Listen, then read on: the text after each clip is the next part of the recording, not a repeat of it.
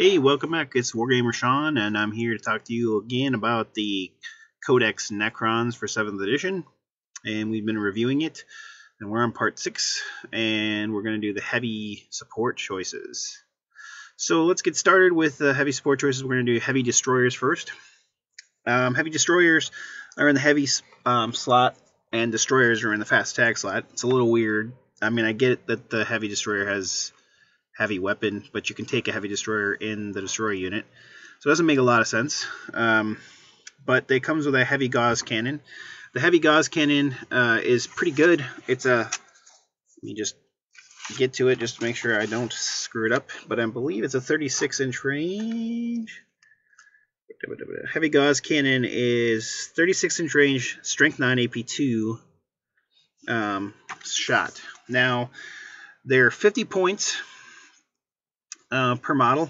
They have weapon skill 4, strength 4, toughness 5, wounds 2, initiative 2, attacks 1, leadership 10, saving throw 3 plus. Has reanimation protocols, very bulky, and preferred enemy. And they may include up to 2 more or additional destroyers. They are jetpack infantry versus jump pack, like they were before. I kind of talked about this when we were talking about destroyers, but I think this is especially true for the heavy destroyers. You know, since these guys are kind of more, their role is for support, I actually think that the jetpack infantry designation is going to help them more, because you can move out, you can shoot, and kind of like what Tau do, you can shoot and then jump back and hide behind something so you don't get shot. And I think this will help keep the heavy destroyers alive longer, because their job is really just to shoot things from afar. I know they're not played very much, and they got a little better, and they got an extra wound. I think maybe you'll see it played, maybe not. I actually am really excited about them. I think they're, I've always liked the destroyers, and I think they're a little bit better now. The heavy destroyers, I mean. And so I'm excited to try them out. But I don't know if they're going to be very competitive. They're pretty expensive units, especially for a 3+ save. But they're not fearless. And, so they, they can, they can move around a little bit, which is kind of nice. One thing I'm going to check quick.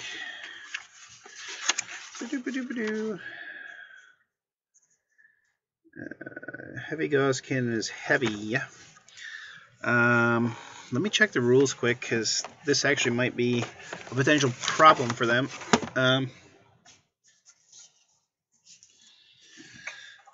Their weapon is heavy, and they don't have relentless, it doesn't look like, which I thought they did, and they don't.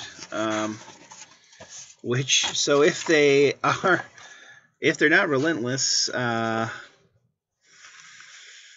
let me just check, because I'm a little concerned that they have to just sit still and shoot, and they can't move and shoot, which is really defeats the purpose of them. And it'll pretty much change my view of them. And maybe people already came to this conclusion and like, you're an idiot, why are you saying they're good? Let me just see here. Alright, so jetpack units.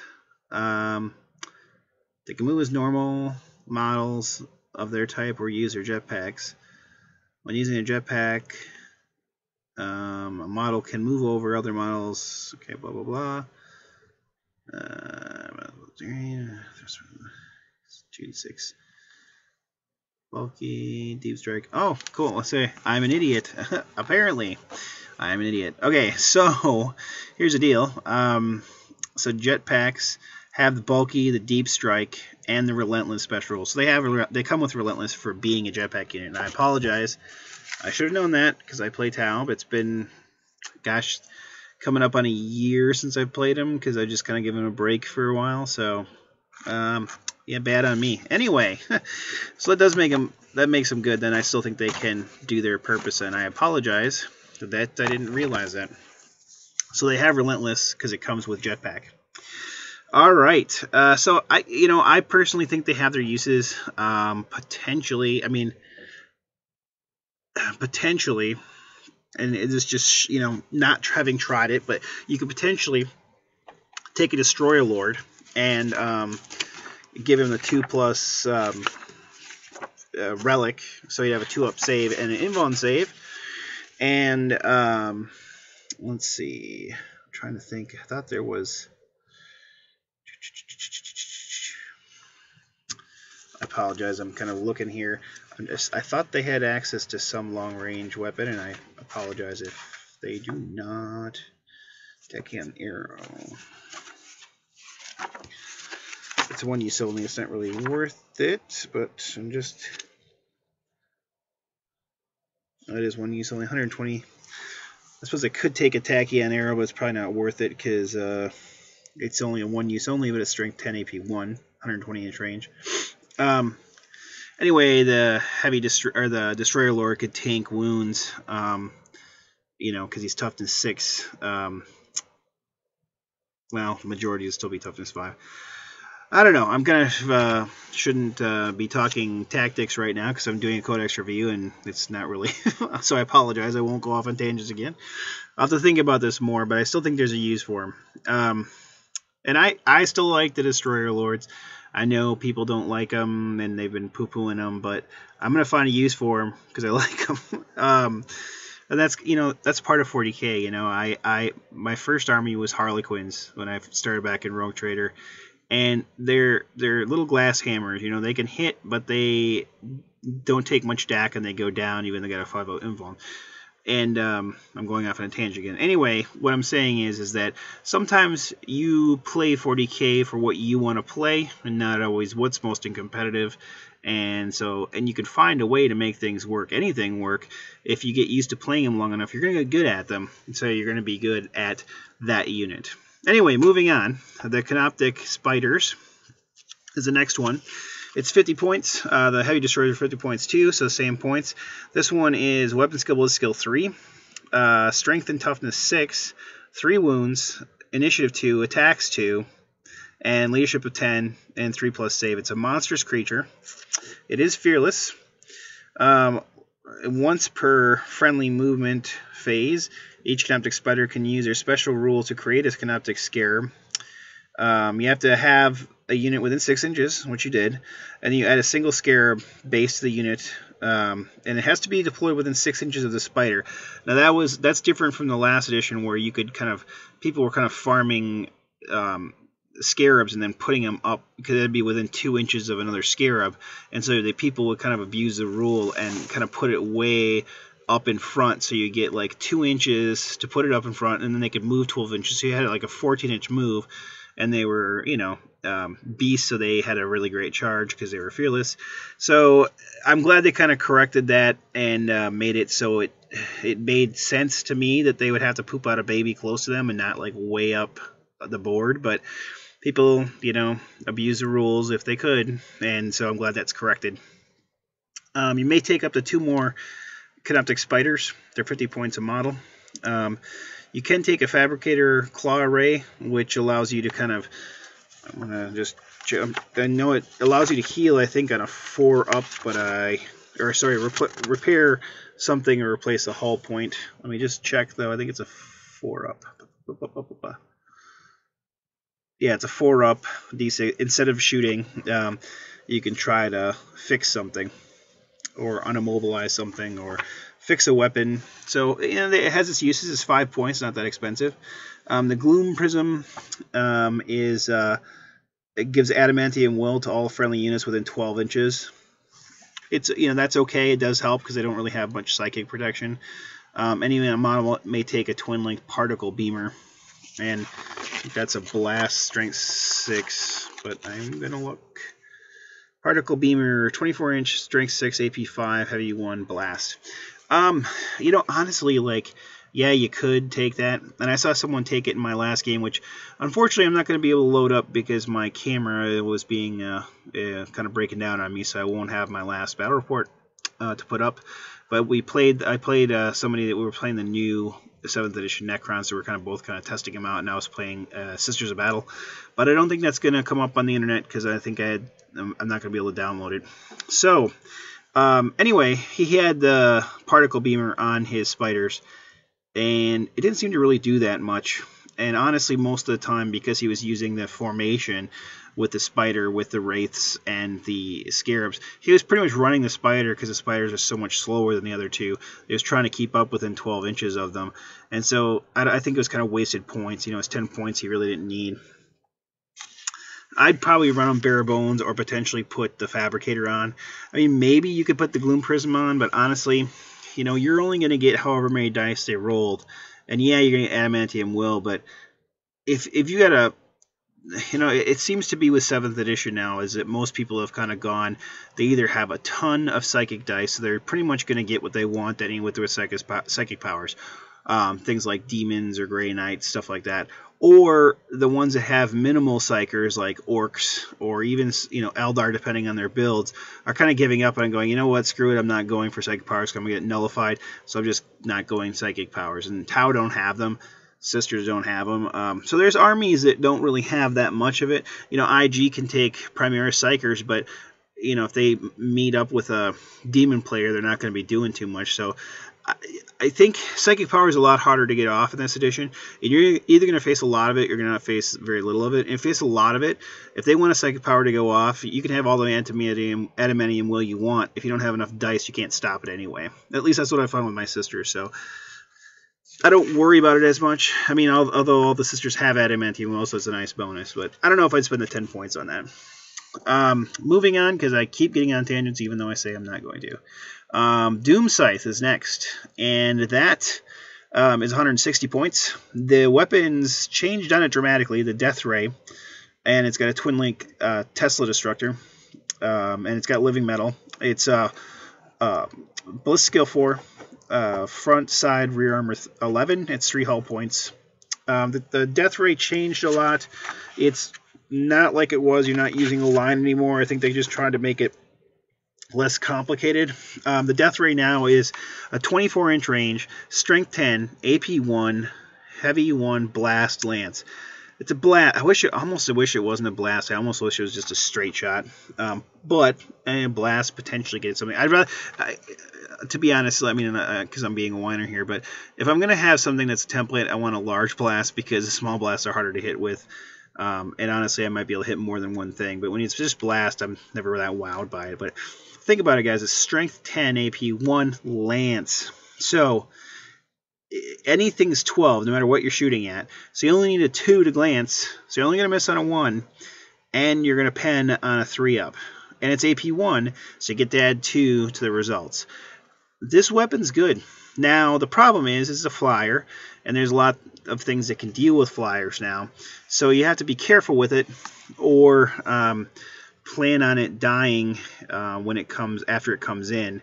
And hopefully, if you're playing against people that have a lot of interceptor like Tau, you're going to be really careful where you place it.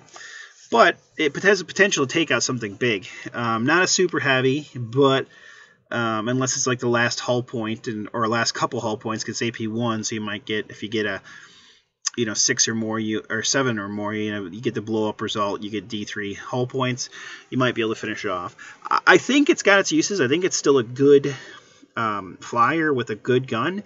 I don't think you're going to see it as much as you used to, but even then, it's cheaper. And the last edition with the Doom Scythe, I didn't see it as much. I maybe only saw in most armies maybe one. I don't think I ever saw. I don't think I ever faced an opponent that had 2 Doom Scythes.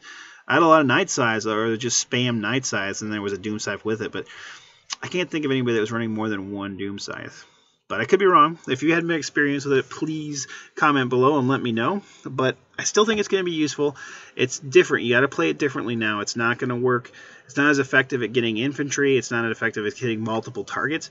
But it's still good. And it's a high AP, high strength thing, which Necrons really kind of lack a lot of. Although not as much as some other armies, but they do lack it. I mean, they have a lot of glancing things, but they don't have a lot of high strength things. So the next heavy support is a Monolith. The tried and true Monolith, 200 points, 4 Gauze, Flux Arcs, and a Particle Whip, Eternity Gate, Deep Strike, Living Metal. It's 14 all around, 4 hull points, Ballistic Skill 4. It's a heavy skimmer, tank. You know, man, I just wish they would have corrected it in 7th edition from 6, but it's so annoying that ordnance weapons, if you fire that one, they have to snap shoot everything else. If you think, since this one being kind of the first, besides Lehman Russ's, that had ordnance weapons, you would think when they came up with this codex that they would have fixed it or addressed it, say, you know, it had a special rule like, okay, well, normally this is the case, but the Monolith can fire everything, you know, no worries. Or at least a couple things. Because normally a heavy tank can shoot everything, but it can only move 6 inches no matter what, so it's slow. So what's the benefit of having something slow that can fire everything if you have to snap shoot? It does not make sense to me at all. But I don't think it's changed. I'm going to check again, but I'm pretty sure the particle whip is still ordnance. Yep, and I'm pretty sure, but I'm going to make sure I'm not lying to you guys. I'm going to check out ordnance in the rulebook and make sure it's still the same in this edition, but I'm pretty sure it is. 41 and 73. I'm sorry, Yazaki. So that's 70. Here we go. 73. Okay.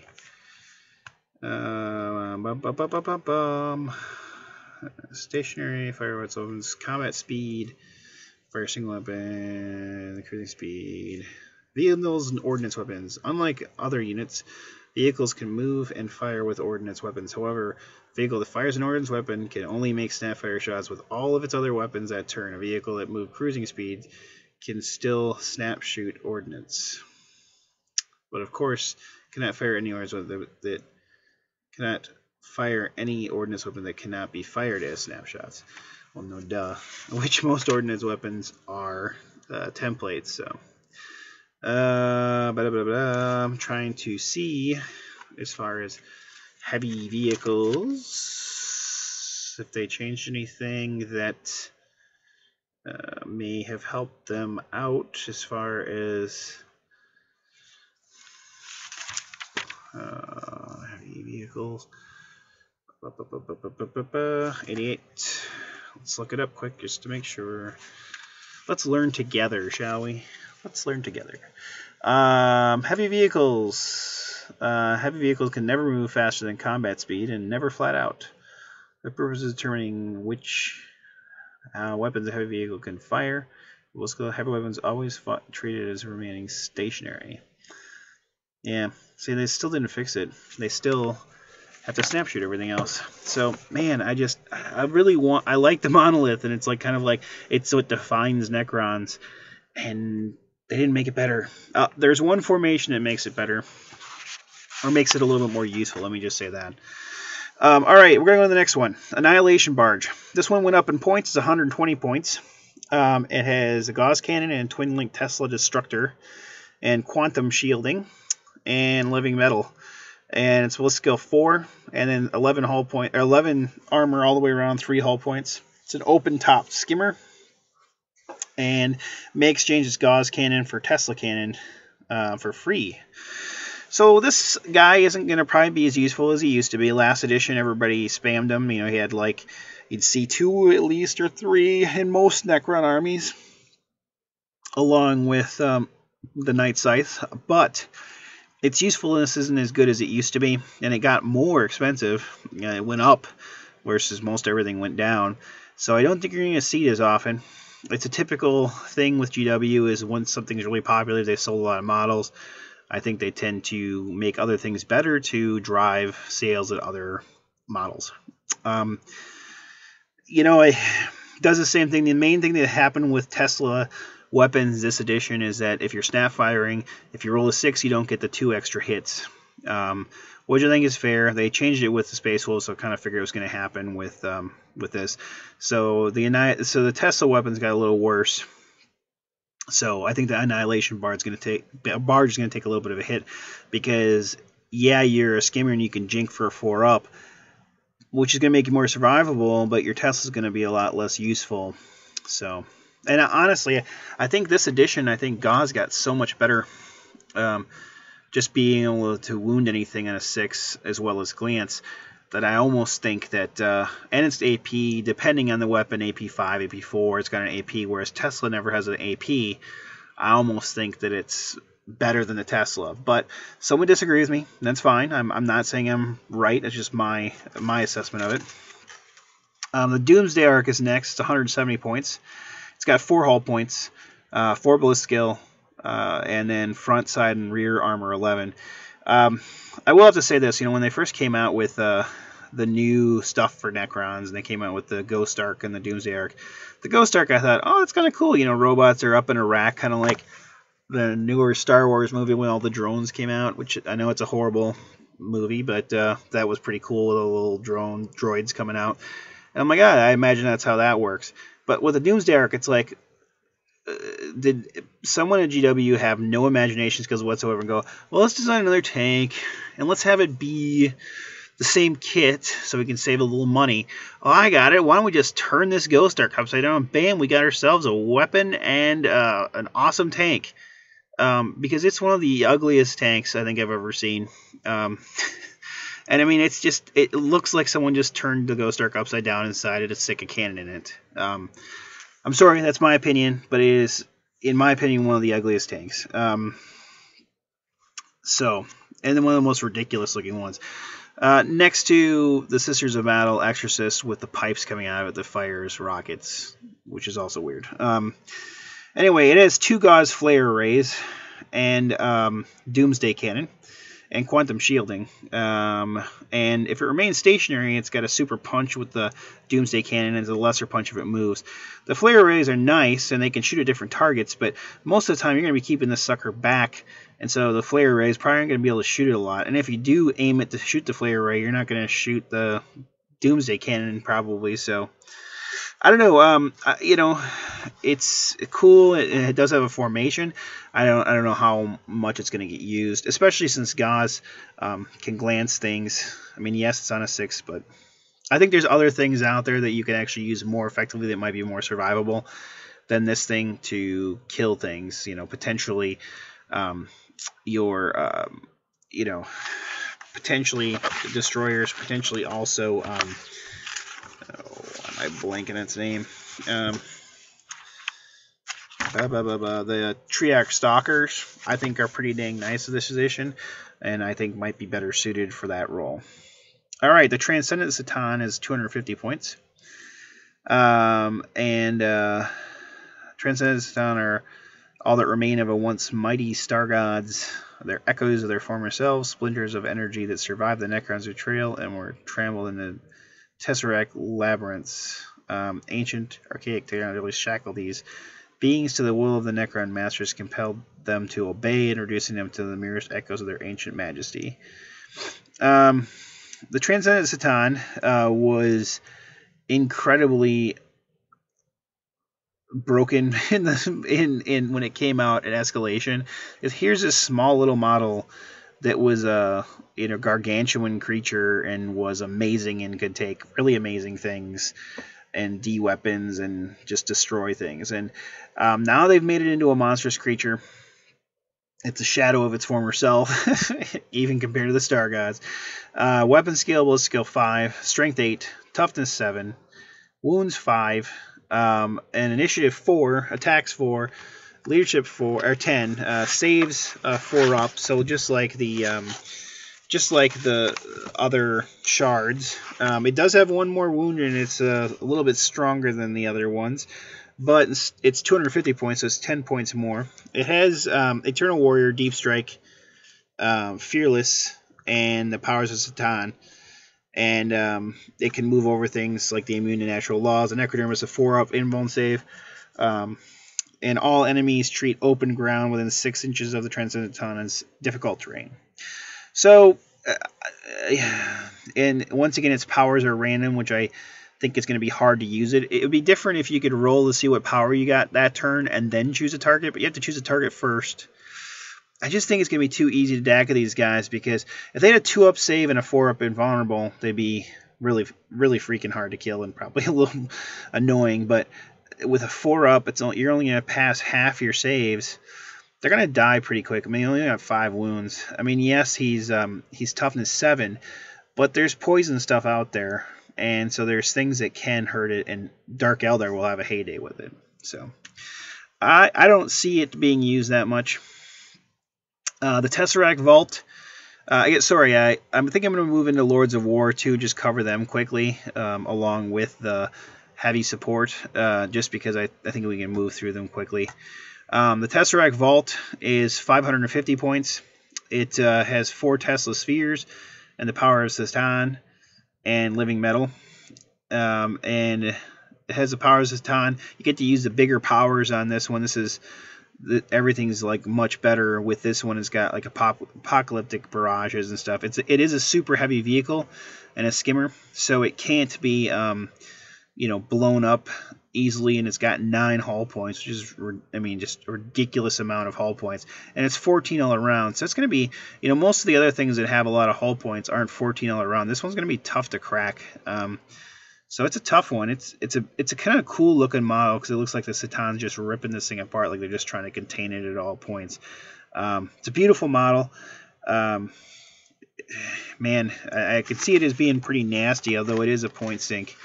I think it could do a lot of damage. But once again, you're randomizing the powers it's got, which really kind of sucks. Another Lord of War is the Obelisk. So both of these were in the Escalation book, although the Escalation is kind of becoming obsolete. The Transcendent Ana isn't what it was. Tesseract Vault and Obelisk are still Lords of War. It's a 6 hull point, 14 all around, ballistic skill 4. It's got 4 Tesla spheres, deep streak living metal, and gravity pulse. So all enemy flyer, skimmer, jet bikes, monstrous creatures within 18 inches of this obelisk treated as open ground as dangerous terrain, and even swooping or zooming flyers have to take this test as well. So it makes it dangerous even for the flyers, which is pretty amazing. You can have it powered down when you start the game if you start on the board, and it's got a 3-up invuln save. But once it starts doing stuff or moving or powering up, then it doesn't have that anymore, and it can't do that for the rest of the game. As far as the Tesla spheres, Tesla spheres are strength 7, heavy 5 Tesla. So just 5 shots. It's still strength 7. So, and it's got 4 of them. And I think it's going to be difficult. You could potentially get 3 of them in line with something, but not all 4. So they have to target different things. It's 300 points, so it's potentially worth using. It's a cheap Lord of War, and it's got 6 hull points, and it's not bad. I just think you can. I don't know. It's only 300 points. I don't know. That one's potentially worth playing with because it's not that much of an expense, and you could do so with it. Although our next Lord of War, which we missed him in the HQ section, is Ivatek the Stormlord. We're not surprised. They're kind of sticking a lot of the big beefy guys as Lords of War. He's 190 points. He has a Gauntlet of Fire, a Phase Shifter, so the invuln save. He's got a 2+ save, weapon skill will skill 5, strength and toughness 5, wounds 3, initiative 2, attacks 3. He's got a he's a hyperlogical strategist, which is not as good as it used to be. He adds +1 to the reserve rolls and to seize the initiative. So he can't seize the initiative on a 4-up anymore. Or was it? No, that was Vect, wasn't it? This guy, I think he was 4-up too, but he lost that ability, so he's not as cool as he was. He's got it Will Not Die, and Reanimation Protocols. And also the Ivatek, the night fighting rule is always in effect during the first turn, so he just makes it night fighting in the first turn. And once per game, at the start of any friendly shooting phase, he can roll a d6 for each enemy unit within 48 inches of him, so it's not the whole board but 48 inches of him. And they get a d6 strength 6 AP dash hits, and these are allocated randomly. On a 5-up, it does hit the thing that you're trying to hit. So he got a little nerfed. You can't do it every turn, which is kind of a pain in the butt and kind of a time waster. My guess is too, I think when they get around to redoing the Chaos Demon Codex, that Warp Storm table is going to go away because, or simplified more, because it's really a time cruncher to have to go through and see if you hit everybody every turn. So my guess is that's going to go away too. Once again, I'm going on a tangent. He's got Bloodswarm Nano Scarabs. If your army includes Imitac and Swarmlord friendly units of flayed ones, re-roll the scatter dice when they arrive from Deep Strike. Whoop-de-doo-da-day, because I'm going to be taking a lot of flayed ones. I don't know. Whoop-de-doo, in my opinion. He's got the Staff of the Destroyer.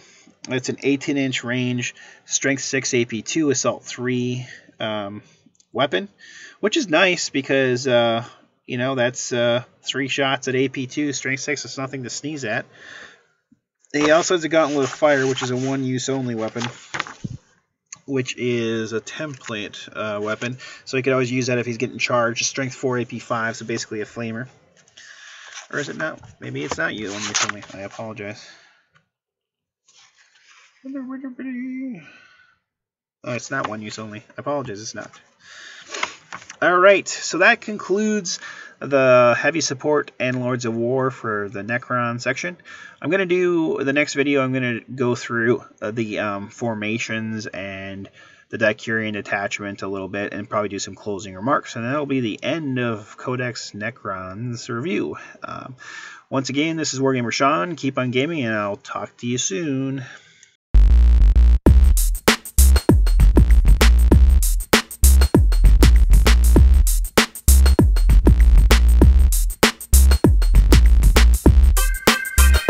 Goodbye. Goodbye. Goodbye. Goodbye. Goodbye. Bye-bye. Goodbye. See ya. Bye for now. Bye for now. Goodbye. I like bottoms.